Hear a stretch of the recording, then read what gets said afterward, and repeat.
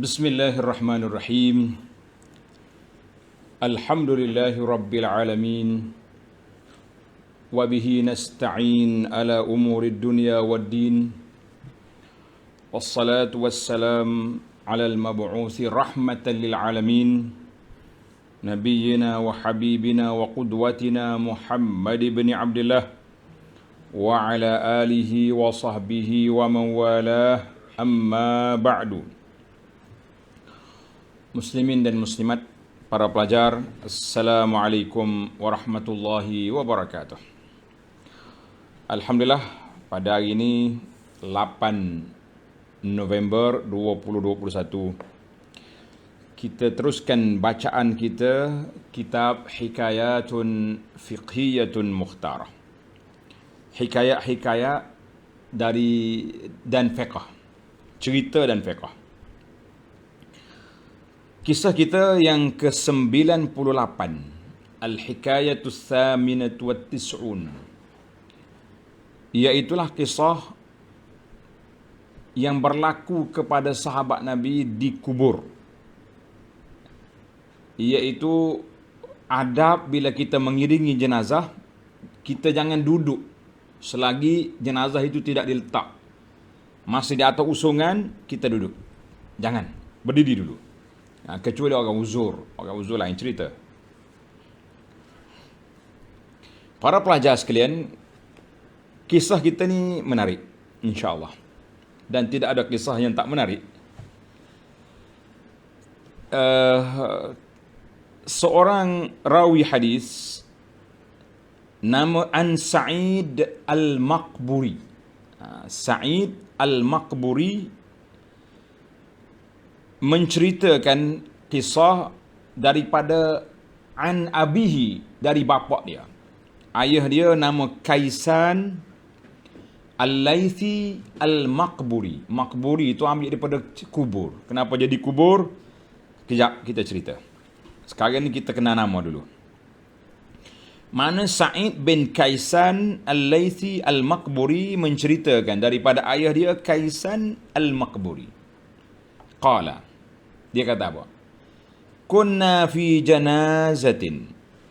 Kami mengiringi jenazah ke kubur. Bila sampai di kubur, fa akhadha Abu Hurairah radhiyallahu anhu biyadi Marwan. Abu Hurairah pegang tangan Marwan. Mana rapat Abu Hurairah ni sebab dia ni pembantu kepada gubernur. Marwan tu gubernur Madinah pada masa tu. Gubernur Madinah, mana orang besar. Orang besar di kubur juga dia pun. Abu Hurairah ni kadang-kadang membantu dia. Mana rapat dua tu, dia pegang tangan. Fajalasa. Tiba-tiba dua orang ni, Marwan duduk, Abu Hurairah pun duduk juga. Abu Hurairah duduk juga. Fajalasa qabla an tuda. Dua orang duduk sebelum jenazah diletak. Mana jenazah dah atas usungan, dia orang duduk dulu. Faja'a Abu Sa'id Al-Khudri, As-Sahabi Al-Jalil, seorang sahabat yang tegas. Sahabat ni tegas sangat. Nama dia Abu Sa'id Al-Khudri. Banyak kali dah cerita dia, kita dah ulang banyak kali. Malam ni kita dengar lagi, insya-Allah. Radhiyallahu anhu, fa akhadha bi yadi Marwan. Faqala, qum. Bangun. Dia pegang tangan Marwan, tangan gubernur, tangan raja, dia suruh bangun. Bangun. Fa wallahi laqad alima hadha anna an-nabiyya sallallahu alaihi wasallam nahana an dhalik. Dia kata, Abu Sa'id bersumpah, wallahi dia ni tahu ni, Nabi larang duduk sebelum daripada jenazah diletakkan. Mana Abu Hurairah tahu. Jadi Abu Sa'id macam terkilan lah, Abu Hurairah duduk juga. Padahal dia tahu, patut dia jangan duduk. Ini panjang perbahasan kita malam ni.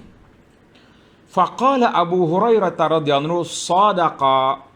Abu Hurairah membenarkan, benar apa yang dikata oleh Abu Sa'id Khudri. Maknanya sepatutnya kita jangan duduk sebelum jenazah diletakkan. Dengar ni tuan-tuan. Awal-awal lagi pergi duduk dah. Jenazah datang husungan, jangan duduk. Hadzal hadis rawahul Bukhari. Ini lafaz ni lafaz Bukhari. Dalam lafaz lain, dalam riwayat daripada Al-Hakim, dia kata apa, Marwan pun bila Abu Sa'id suruh bangun, ada tambahan ni bukan lafaz Bukhari. Sebab itulah ulama ni dia amanah. Lafaz Bukhari setakat yang ada dalam kitab atas matan ni. Yang bawah ni dalam nota kaki ni bukan Bukhari. Jadi kita kena jujur. Ni kita tidak ni lantak semua ni. Asalkan hadis ngomong belaka, hak kita syarah masuk dalam hadis pun alak. Nah, sebab itulah kita dengan hadis Nabi kena amanah. Amanah ilmiah dari sudut nukilan dan juga nisbahan. Marwan pun kata kepada Abu Sa'id, qama summa qala lima aqamtani. Kenapa tuan Syekh suruh saya bangun? Kenapa? Fadzakar al-hadis. Dia apa sebut hadis ni? Hadis ni, anna nabiyya sallallahu alaihi wasallam nahana an zalik. Nabi larang kita duduk sebelum jenazah diletakkan. Faqala li Abi Hurairah. Tengok. Marwan tengok kepada Abu Hurairah. Abu Hurairah ni sahabi, Marwan ni gabno, orang besar. Ma mana akan tukhbirani? Ya Abu Hurairah, sahabat Rasulullah sallallahu alaihi wasallam, kenapa kamu tak bagi tahu kepada aku, khalifah, gabno jangan duduk, amir jangan duduk. Jenazah belum duduk, sepatut memberitahu. Apa kata Abu Hurairah? Qala kunta imaman fajalastu. Ini bahasa Arab ni menarik tuan-tuan, dia tukar baris ya. Mu imam, pemimpin, raja di Madinah ni, mana gubernur ni raja lah kan. Mu duduk, aku duduk lah juga, hormat pada awak. Kalau mu duduk aku berdiri, nampak macam tak sopan, duduk juga. Itu cerita dia. Jadi yang pentingnya, ketegasan Abu Sa'id Al-Khudri, satu. Dan kenapa Abu Hurairah agak lunak dalam masalah ini? Apakah Abu Hurairah tidak beramal dengan ilmunya? Jangan cuba-cuba mengata kepada sahabat yang besar sedemikian. Dengar ni. Mesti ada hujah. Baik. Sebelum kita pergi kepada hujah, kita pergi kepada dilalatu al-athar. Cerita ini apakah menjadi dalil kepada apa? Yang pertama, istihbabul qiyam lil janazah. Elok sunat itu mana istihbab, mana tidak wajib. Elok kalau jenazah lalu kita bangun. Wa adamil qu'ud hatta tuda. Jangan duduk selagi jenazah tidak diletakkan di atas bumi. Mana kita berdiri gitu. Itu dia panggil istihbab. Maknanya ada kelonggaran. Itu sebab kenapa Abu Hurairah tidak berkeras. Tapi Abu Sa'id tegas. Kita kata dua uslub ni perlu digabungkan. Ada kalanya ustaz kena tegas. Ada waktu kita boleh berlunak. Tengok keadaan. Mana kalau benda hukum yang tak boleh nak tidak ada hukum antara sunat dengan haram dengan halal, la. Tapi di antara haram sunat dengan harus dengan makruh, antara sunat afdaliyah, itu boleh kita berlunak. Jadi kita ingin faham di sini. Jadi jangan kita tegah tak pasal lah. Mentang kita tahu sunnah kak kita lantak. Macam orang tu buat dosa besar. Ingat. Jadi dua uslub sahabat ni, dua orang sahabat ni punya dua uslub yang berbeza. Bagi kita pendakwah, kita kena ambil dua uslub. Jangan kata saya Abu Hurairah selu-selu, orang buat mungkar depan mata kita pun tak tegur. La ya akhi. Saya Abu Sa'id, apa saja pun kita engkar dengan keras walaupun benda tu masih lagi dalam skop khilaf yang mu'tabar. Kenapa nak keras? Ini kita kata sahabat-sahabat Nabi indahum fiqhul inkar. Maknanya dia ada fiqh dalam dakwah mereka. Alhamdulillah radhiyallahu an jami'is sahabah. Baik. Sekarang ni kita masuk kepada 10 perkara. Yang pertama kita nak kenal tuan cerita. Nama dia Sa'id Al-Maqburi. Sa'id orang kubur. Kenapa dia panggil orang kubur? Mesti ada cerita. Gelar dia Abu Sa'ad. Abu Sa'ad itu kunyah dia. Nama dia Sa'id bin Kaisan Al-Laythi maulahum. Maknanya dia ni walak kepada puak-puak Laisi. Al-Maqburi sebab dinamakan Maqburi sebab kana yaskunu bi maqbaratil Baqi. Ayah dia tu Saidina Umar lantik menjadi ketua penggali kubur Baqi. Penggali kubur dia orang Madinah. Jadi rumah dia pun dekat dengan kubur. Senanglah kalau ada orang mati pergi cari dia. Mana Kaisan? Ada orang mati. Dia mudah. Maka orang pun bagi gelaran kepada dia Al-Maqburi. Makna orang duduk di kubur. Sebab apa di kubur? Sebab dia duduk di rumah dia tepi kubur. Kita ni pun ada juga kan, orang rumah tepi kubur. Pak mak mana tu? Pak mak kubur je. Makna pak mak kubur sama ada rumah dia tepi kubur ataupun dia penggali kubur. Ataupun orang yang jaga kubur. Boleh je, tak ada masalah. Maqburi. Jangan pergi orang jadi jangan pergi orang jadi gosok kubur sudah. Orang penggali kubur, pembersih kubur, penjaga kubur, itu semua kerja-kerja yang mulia. Yang masalahnya penggosok kubur ni, dia mari duk mai ambil berkat kubur. Itulah. Itu kita tak mau. Abu Kaisan mukatiban. Jadi ayah dia ni pernah minta merdeka daripada seorang perempuan daripada Bani Laith. Jadi dia ni Sa'id ni tabi'iyun jalil. Ulama tabi'in yang hebat, muhaddithun thiqatun. Ni dah ni. Dengar ni.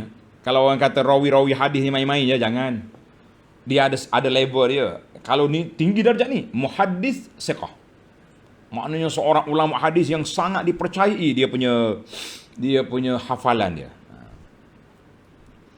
Haddatsa an abihi wa an Aisyah wa Abi Hurairah wa Sa'd bin Abi Waqqas wa Ummi Salamah wa Ibni Umar wa Abi Sa'id Khudri wa iddah. Mana dia meriwayat daripada nama-nama yang disebut tadi. Dan dia ni min awiyatul hadis, ulama yang banyak menghafal hadis. Hadithu mukharrajun fi sihah. Hadis dia banyak dalam Bukhari dan Muslim. Dan wa wathaqahu, ramai ulama-ulama hadis mengatakan riwayat dia thiqah. Kecuali 4 tahun sebelum kematian dia. Bila dekat nak mati 4 tahun, ada ingatan dia mula lemah. Mula nak lemah. Jadi orang kena ingatlah dia riwayat ni bila. Dia waktu dia muda, waktu dia umur 80 tahun, kita terima. Tapi waktu dia umur sudah tua, kana min abna'it tis'in, waktu dia mati sudah umur 90 tahun. Maknanya riwayat dia 85 tahun ke bawah thiqah. 85 tahun ke atas di akhir-akhir ujung-ujung tu ada bercampur. Yalah orang tua, kita ni kalau sudah tua tu macam-macam lah kan. Lupa bagi arahan pagi petang lain macam. Sebab tu orang tua ni dia kena ada kerja lain. Baik.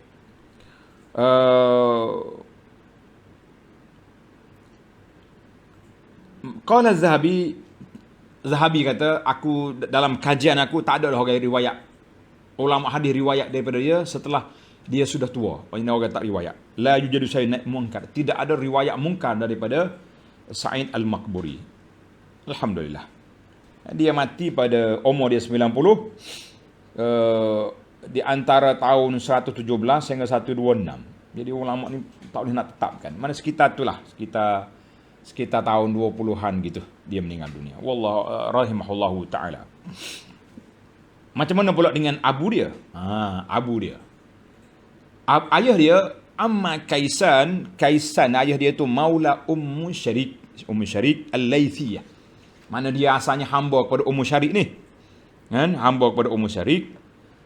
Tapi dia minta nak merdeka. Itu dia panggil Abdun Mukatab. Mukatab ni seorang hamba. Dia minta dengan tuan dia nak merdeka. Tuan dia kata boleh, mu kena bayar sekian-sekian. Jadi dia boleh pergi minta derma, minta zakat, minta apa untuk nak lepaskan diri dia. Dia sendiri cerita, dia kata aku minta nak merdeka dengan Ummu Syarik. Ummu Syarik minta 40,000. 40,000 tak tahu, dia tak tulis. 40,000 apa? Dinar ke dirham tak tulis. Jadi 40,000. Aku pun bayar sebahagiannya, kemudian aku tak mampu nak bayar. Ummu Syarik kata tak apalah, bayar ansur-ansur lah. Berapa-berapa sebulan boleh bayar, marilah. Tak boleh bayar ni tahun depan. Maknanya Ummu Syarik mungkin dia sayang nak lepas sebab Kaisan ni orang hebat, ulama. Jadi dia tak nak merdeka kan, orang minta merdeka mudah-mudah kan sayang juga. Dia pun Kaisar ni pergi jumpa dengan Sayyidina Umar. Dia kata, ya Khalifah, aku tak mampu nak bayar ni. Baki lagi duit mukatab. Qala irfa'hu ila baitul mal. Kaisar mungkin minta dengan Baitul Mal. Bagi buat permohonan sana. Baitul Mal pun bawah Sayyidina Umar. Khalifah. Kemudian Baitul Mal bayar kepada Ummu Syarik. Selesailah dia. Merdekalah Abu Sa'id. Kaisan tadi. Fa'in syi'ta fakhuzi. Baiklah. Jadi Sayyidina Umar lantik dia sebagai penggali kubur. Di Baqi'. Jadi rumah dia pun diletakkan di tepi kubur. Fa'urifa bil maqburi. Dikenali dengan nama Maqburi. Wahuwa thiqatun. Seorang ulama yang thiqah. Sesalah kita. Jadi kalau kita ada pakcik-pakcik kita, hak gali kubur tu kita boleh bagi nama dia Al-Maqburi. Nampak ilih kan tu. Macam nama orang ni ulama besar hadis ni Maqburi. Sa'id Maqburi. Tak aib ke kita buat gelaran? Kalau tuan dia setuju dan kerja dia pun bukan satu penghinaan, tak ada masalah. Tapi kalau kita bagi gelaran macam menghina, lah. Ini orang nak kenal. Mak Sa'id mana? Maqburi. Pak ada mana tu? Pak ada gali kubur. Pak ada kubur. Pak ada kubur. Mana pada kubur tu rumah dia tepi kubur atau dia menggali kubur. Tidak aib. Macam kita, siapa dia tu? Ni hak juaika. Jadi gelaran-gelaran yang gelaran dia tu kepada kerja dia. Tidak jadi masalah, alhamdulillah. Ramai kan orang jual ayam, orang panggil Pak Mak ayam, Pauzi ayam. Jadi tak ada masalah. Tapi kalau kata dia ni cak ayam, jangan main. Itu menghina orang, jangan. Dia panggil nisbahkan diri tu kepada kerja dia. Macam kita kat cikgu tak. Jawatan tak mati. Tuan mati pun tak mati jawatan dia. Siapa mati? Cikgu Ding, Cikgu Mak, Cikgu Lah. Mati. Tapi jawatan dia tak mati. Ada beberapa jawatan tak mati. Cikgu tak mati. Tok Ngulu tak mati. Apa lagi tak mati ni? Walaupun dia pencing ke, orang panggil Tok Ngulu lagi dia. Mati. Apa mati? Tok Ngulu mati. Mana ada Tok Ngulu mati? Tok Ngulu sudah mati. Baik, ceritalah. Yang ketiga, kisah ini berlaku kepada Abu Hurairah. Abu Hurairah ni sudah banyak kali dah kita dengar cerita dia, tapi malam ni ada sudut lain yang tuan-tuan belum dengar lagi, insya-Allah. Nama dia Abdul Rahman bin Sakhr Ad-Dawsi Al-Yamani. Sahibu Rasulullah sallallahu alaihi wasallam al-Imam. Tengok, biasanya kalau lapak gelaran besar-besar ini diberi oleh Az-Zahabi. Al-Imam, Al-Faqih, Al-Mujtahid, Al-Hafiz, bal Sayyidul Huffaz Al-Athbat. Itu gelaran dia tu. Ulama hadis ni dia tak letak gelaran suka-suka macam kita ni. Tok guru hak kita tak masuk, naik tarah lu. Ini alim, Ar-Rabbani. Apa lagi ni? Wali kutub. Bagi wali lalu, wali abdal. Berapa wali lagi ni? Naubah contohnya. Macam-macam kita lantik. Sebab kita suka-suka lah. Ulama ni, dia nak beri gelar imam, faqih, mujtahid. Dia tengok title orang tu. Lengkap dengan jawatan itu layak baru dia beri. Bukan kita main-main. Macam kita mengaji di universiti lah juga. Orang nak dapat taraf Profesor Maria, PM. Dia ada level dia. Penilaian dia tak kira lah. Yang pentingnya ada cara.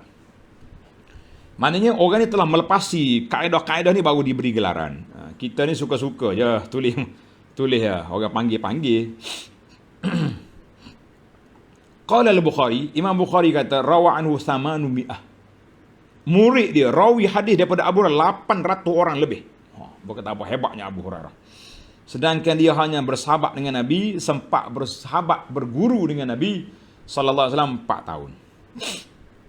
Sayyidina Umar lantik dia menjadi gubernur di Bahrain. Kemudian Muawiyah lantik dia gubernur di Madinah. Kemudian dipecat sementara sekejap. Dilantiknya Marwan ibn al-Hakam. Kemudian digugurkan Marwan, naik mula Abu Hurairah. Mana Abu Hurairah ni nampak orang zuhud, tapi pernah menjawab jawatan gubernur di Madinah. Kita pun kadang-kadang kita tengok tuan kita, kawan-kawan kita nampak macam zuhud, ya selekeh, tapi tak boleh jadi jawatan tak. Kadang-kadang orang ni jadi menteri lah, jadi ma'alil wazir. Jadi itu jadi. Tak kira. Allah Ta'ala nak bagi dah. Abu Hurairah ni, zuhud sangat orang. Tapi sudah jadi gubernur dia. Masya Allah. Baik. Wa kana Marwan waktu dia jadi gubernur Madinah, kalau dia nak keluar daripada Madinah nak pergi ada urusan luar, dia lantik Abu Hurairah sebagai wakil dia. Itu kita kata dia rapat tu. Rapat dengan Abu Hurairah, Abu Hurairah rapat dengan istana. Gitulah bahasa sekarang. Yang tuan-tuan perlu dengar lagi, ni tanda sikit. Kana Abu Hurairah fihi mizahun ma'a tawadhu. Abu Hurairah ni lucu orangnya. Dia kelakar, dia panggil. Orang panggil mesra. Dalam bahasa Arab Amiyah dia panggil khafifud dam. Khafifud dam ni mana orang mudah ketawa. Tapi dia bukan ketawa ha lah. Mana bahasa dia tu menyebabkan orang lucu lah, kata lucu lah. Nak kata funny takut dia kata macam pelawak tu. Tak, dia bukan macam tu. Jadi orangnya lawak sikit. Jadi sebab itulah bagian lah kita penceramah pendakwah ni, dia kena ada juga sikit-sikit mizah dalam kuliah tu. Jangan serius ya. Orang tengok, kalau dengar ceramah ustaz ni, tak senyum langsung. Kena ada juga sekali-sekala buah lawak tu kena ada kan. Alhamdulillah. Jadi bila Marwan tak ada, dengar ni. Bila Marwan tak ada di Madinah, dia pun ganti, siapa dia penjaga Madinah? Abu Hurairah. Abu Hurairah dia naik dongki. Dongki. Keldai. Dongki ni bukan kenderaan diraja, tuan-tuan. Kenderaan diraja ni Mercedes, kereta besar-besar. Dongki ni sama kita kat macam kancil, gitulah. Kereta kecil. Bila dia naik dongki, fi ra'sihi khulbatun min lif. Khulbatu dia kata tali daripada jerami pokok tamar tu dia ikat di kepala dia berjalan dalam Madinah. Dia kata fayal qarrajul, dia kata at-tariq, bagi jalan. Ini gubernur mau lalu. Dia ketawa ya. Maknanya kalau gubernur sungguh bukan macam tu. Dengan pengawalnya, dengan naik kuda comelnya. Ini naik dongki. Ada punya standard tapi dia ketawa dia tak. Tarik, bagi jalan, gubernur mau lalu. Jadi orang ketawa dengan Abu Hurairah tu. Jadi orang suka dengan dia. Orang tak takut jadi. Masya Allah. Warubbama atas siyan. Kadang-kadang dia lalu, dia tengok budak duk main. Wahum yal'abuna bil-lail. Budak-budak duk main orang kata panggil nus. Main nusuk ni apa ni? Main sembunyi-sembunyi ni kan. Tengah malam dia. Lu'batul Arab. Fala yash'urun. Jadi budak-budak ni sembunyi ni, dia pun berjalan, dia pergi sembunyi kat budak tu. Masya Allah kan. Wa yadribu bijil jahil. Sambil-sambil dia sembunyi, dia sepak kaki budak tu. Budak tu terkejut, ni apa benda? Apa? Tiba-tiba bila dia tengok, ni timbalan gubernur ni, habis pakat lari. Mana dia ni, dia boleh gurau dengan budak-budak. Masya Allah. Allah yardaka ya Abu Hurairah, mesranya dia dengan budak-budak. Kata di Abu Rafi', warubbama da'ani ila asyai. Kadang-kadang Abu Hurairah ajak aku makan malam. Fayaqulu da'il uraqu lil amir. Silakan makan, tulang-tulang tu tinggal ke gubernur nak makan. Masya Allah. Makan. Dia punya tulang tu tinggal lah gubernur nak makan. Maknanya jangan makan berabi lah. Abu Hurairah dia zuhud. Dia ajak makan malam, bukannya kaya-kaya makan mewah. Tak ada. Mana dia boleh gurau. Dia kata tinggallah tulang tu. Siapa nak makan? Amir ni gubernur lah kita kata. Allahu Akbar. Fa'anzuru, kata Abu Rafa' idha huwa saridatun bizaid. Tengok-tengok bubur dengan minyak sapi ya. Mana ada tulang-tulang pun tak ada makan ya. Masya Allah. Allahu Akbar. Satu lagi cerita. Wa an Sa'labah al-Qurazi. Jarang kita hikayat cerita Abu Hurairah nakal ni. Yang banyak zuhud. Dia menuntut ilmu. Dia lapar kan. Sekarang ni kita masuk versi lain. Versi Abu Hurairah ketika dia sudah jadi orang besar. Aqbala Abu Hurairah fi suq. Dia kata satu hari Abu Hurairah pergi ke pasar. Yahmilu huzmat hatab. Dia di atas belakang dia pikul kayu api nak pergi jual. Masya Allah. Tuan-tuan sahabat Nabi.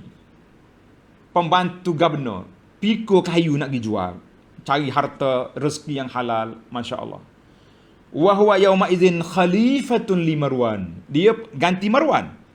Faqala awsi'it tariq lil amir. Sambil-sambil hidup pikul kayu api. Buka jalan ke raja nak lalu. Orang tengok, Abu Hurairah lah tu. Buat nakar tu. Masya Allah, tabarakallah. Allah Ta'ala lah, radhiyallahu anka ya Abahir. Allah Ta'ala redha kepada Abu Hurairah. Walaupun dia benci oleh geng-geng Syiah, kita kata Allah Ta'ala angkat darjat Abu Hurairah fid dunya wa fil akhirah. Alhamdulillah. Baik, seorang lagi tokoh dalam kisah kita ni, Marwan Ibnul Hakam. Malam ni kita dengar cerita lah, kan? Marwan, nama dia gubernur ni, nama dia Marwan Ibnul Hakam bin Abil As Al-Amawi Abu Abdul Malik bin Marwan. Abdul Malik tak, khalifah tu anak dia. Dia ni Marwan. Dia ni anak saudara ibnu ammi, sepupu kepada Sayyidina Uthman bin Affan radhiyallahu anhu. Wa katibu fi khilafati. Dia menjadi penulis, pegawai kepada Sayyidina Uthman. Jadi ulama berbeza tentang tahu kelahiran dia. Ada kata 2 Hijrah, ada kata 3, ada kata 4. Yang pentingnya dia Islam bersama dengan ayah dia Al-Hakam bin Abil As pada tahun pembukaan kota Mekah.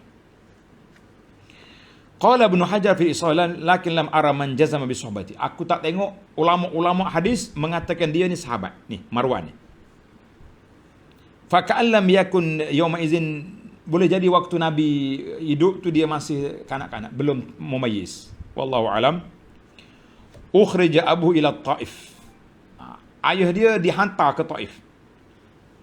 Nafahun Nabi. Nabi kita suruh dia duduk di Taif. Tak bagi duduk di Madinah. Adalah dalam kes tertentu lah tu. Jadi dia pergilah. Duduk di Taif sampai zaman Abu Bakar masih di Taif. Tidak dibenar balik ke Madinah. Zaman Sayyidina Umar masih di Taif. Sehinggalah zaman Sayyidina Uthman. Barulah Sayyidina Uthman azina lil hakam birruju' ila al-Madinah. Zaman Sayyidina Uthman baru hakam boleh balik Madinah. Dan Marwan pun ikut ayah dia sekali lah. Cuma nasib dianya, Marwan salah seorang daripada kumpulan yang terjebak dengan sebab-sebab berlakunya pembunuhan Sayyidina Uthman.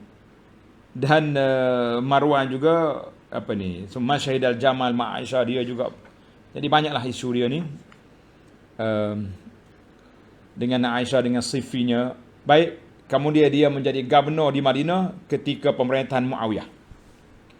Summa lam yazal, berterusanlah menjadi gubernur sehinggalah Ibnu Zubair keluarkan dia daripada Madinah. Dan itulah di antara sebab berlakunya peperangan Harrah Syarqiyah di Madinah. Panjanglah cerita Harrah ni. Tuan-tuan boleh tengok dalam buku saya, Madinah Munawwarah tu. Kelebihan dan sejarah ada situ. Dan Marwan duduk di Syam sehinggalah matinya Muawiyah bin Yazid bin Muawiyah. Maka ahli Syam melantik dia jadi khalifah. Tempoh khilafah dia selama setahun, muda nisfi sana, setengah tahun saja.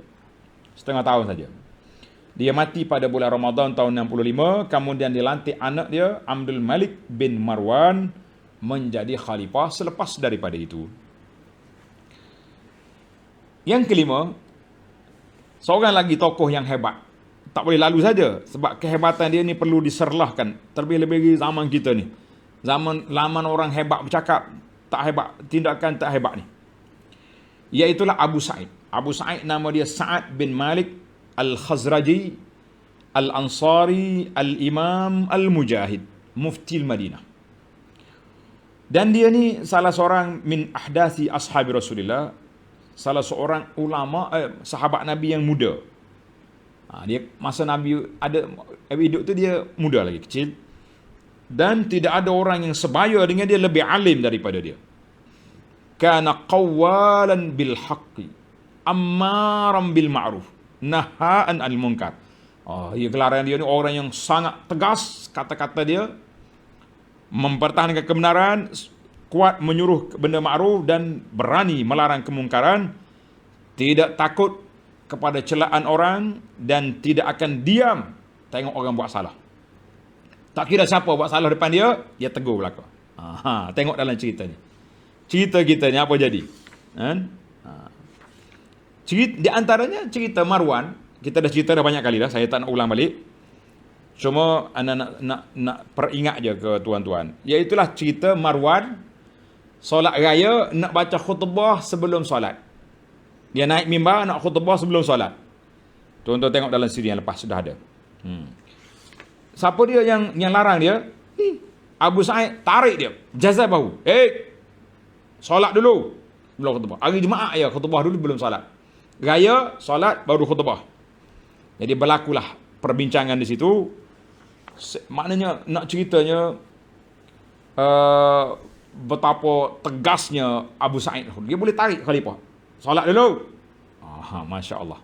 Berani dia. Dalam hikayat yang ke-65 dulu, dia juga bantah ketika Muawiyah nak bagi nisfus sa', setengah gantang daripada sepatutnya segantang kita punya zakat ya. Dia kata setengah gantang.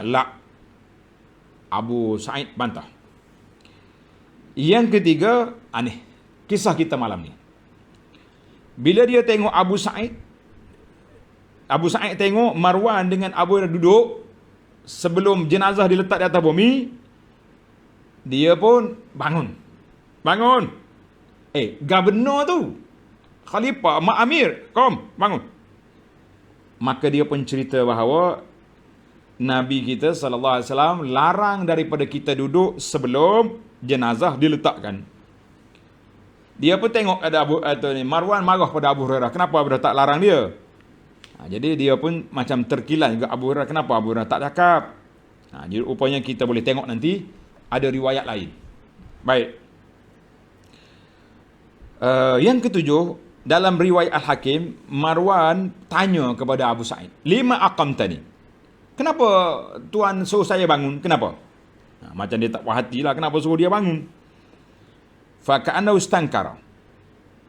Macam dia tak puas hati lah. Abu Hurairah tak larang, awak larang. Dia sahabat juga. Dia hebat juga. Jadi Marwan ni, dia tanya tu bukan nak murka kepada Abu Sa'id, tapi lebih kepada nak mencari dalil.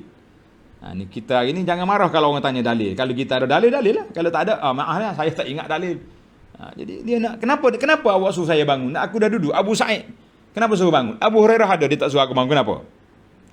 Maka Abu Sa'id radhiyallahu anhu meriwayatkan hadis hadis Nabi SAW bersabda, "Idza ra'aitumul janazata faqumu laha."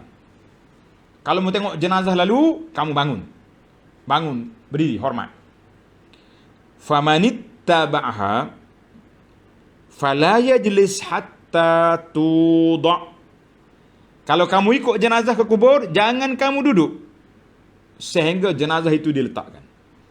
Duduk pun ingat, jangan duduk atas kubur. Atas kubur orang tak boleh. Duduk di tempat kosong, tak apa. Ini kita yang Nabi kita larang, la tajlisu alal kubur. Nabi kita larang duduk atas kubur orang. Ini macam kita gini, kalau kita pergi kubur, kan banyak ke kubur Malaysia ni ada kapuk. Kapuk dia panggil tak? Orang Kelantan panggil belindan. Belindan tu di atas kubur orang tu. Yang kau pergi duduk bertenggek itu buat apa? Jangan main. Itu duduk atas kubur orang nama dia. Maka jangan duduk. Jadi Marwah pun tengok pada Abu Hurairah, ya Abahir, kenapa kamu tak larang? Jadi Abu Hurairah pun buat alasan, anta imam fajalastu. Awak kan raja, mau duduk aku duduk lah. Menarik juga ni. Dan wa raddu Abu Hurairah yudha lana surah al-ijtimaiyah. Di sini kita nampak Abu Hurairah mengambil pendekatan perkara yang ada riwayat dari sudut kemasyarakatan. Tak boleh kita keras sangat dalam perkara yang ada kelonggaran. Kanal umara fi bidayatil Islam, maknanya ame-ame pada peringkat awal dulu dia menjadi imam solat. Walaupun dia raja, tapi dia imam solat. Dan dia juga mengeluarkan fatwa, menggerakkan tentera, menjadi qadi, memimpin siasah politik pentadbiran. Itu pada masa tu. Pasal tu dah dikata seperti khulafa al-arba'ah masyhur lah. Muawiyah sendiri pun bukan orang tidak alim. Umar bin Abdul Aziz alim. Amrul Malik bin Marwan dia alim. Ya wakarkan min fuqaha al-Madinah. Jadi dia orang ni orang alim. Jadi di sini Abu Hurairah mengambil satu pendekatan bahawa oleh kerana khalifah duduk dan perkara ini ada khilafnya, maka dia pun ambil pendekatan duduk.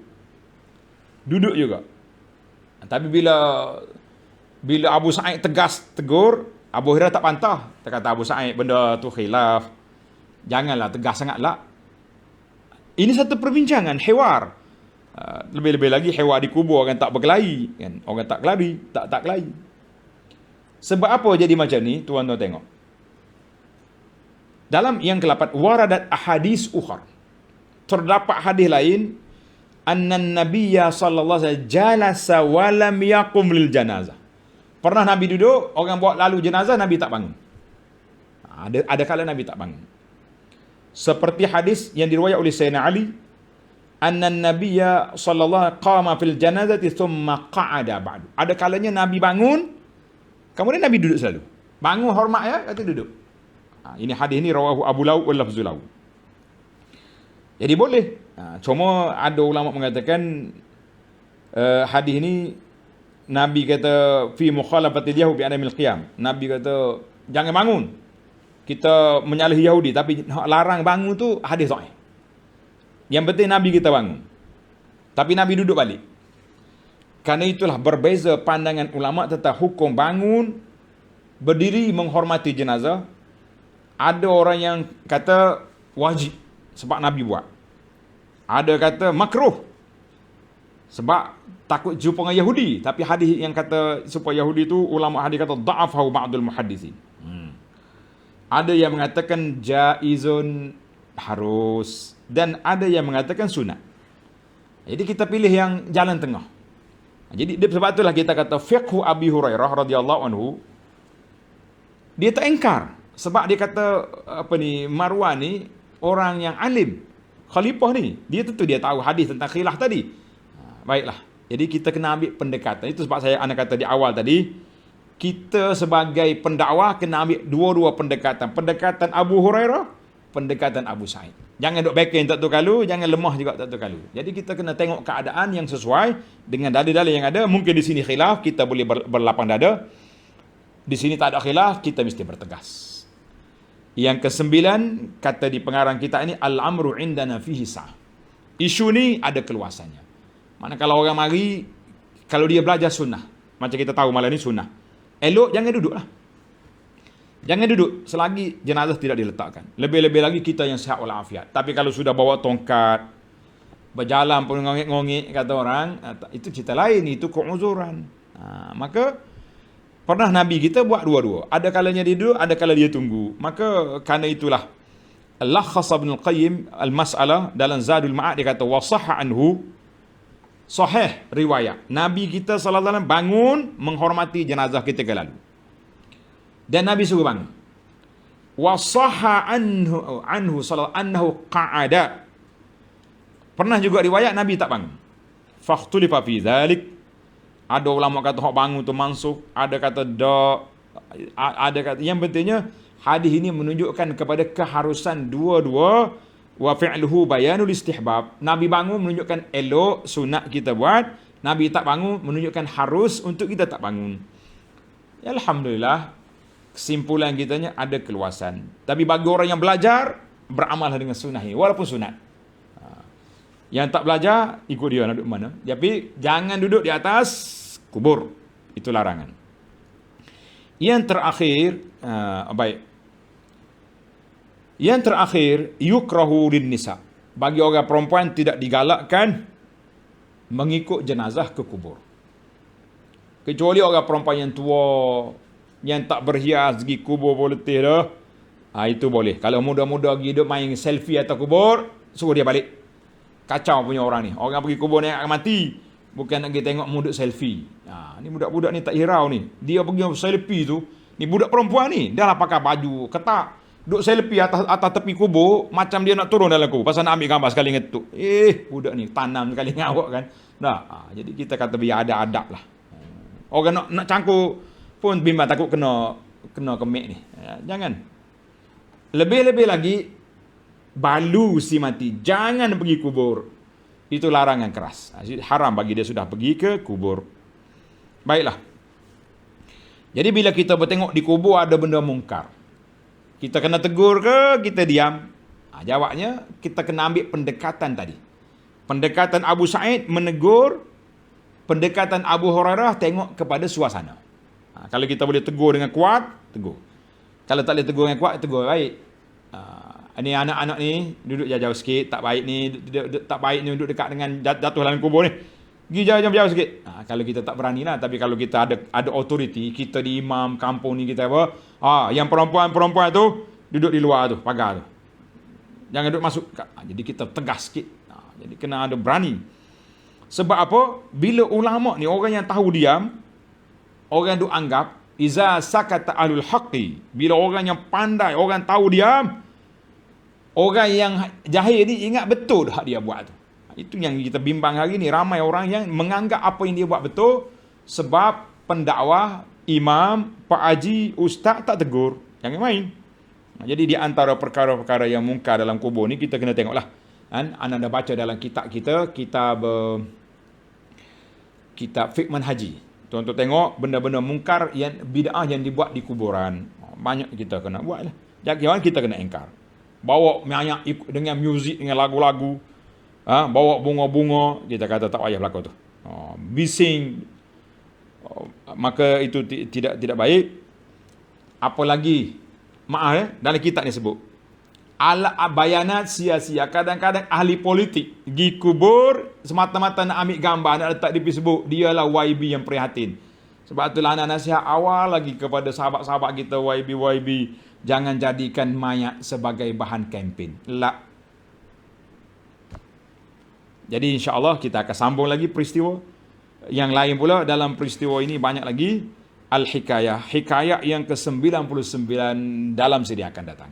Subhanakallahumma bihamdika asyhadu an la ilaha illa anta astaghfiruka wa atubu ilaik. Wa sallallahu ala nabiyyina Muhammad wa ala alihi wa sahbihi ajma'in walhamdulillahi rabbil alamin. Wassalamualaikum warahmatullahi wabarakatuh.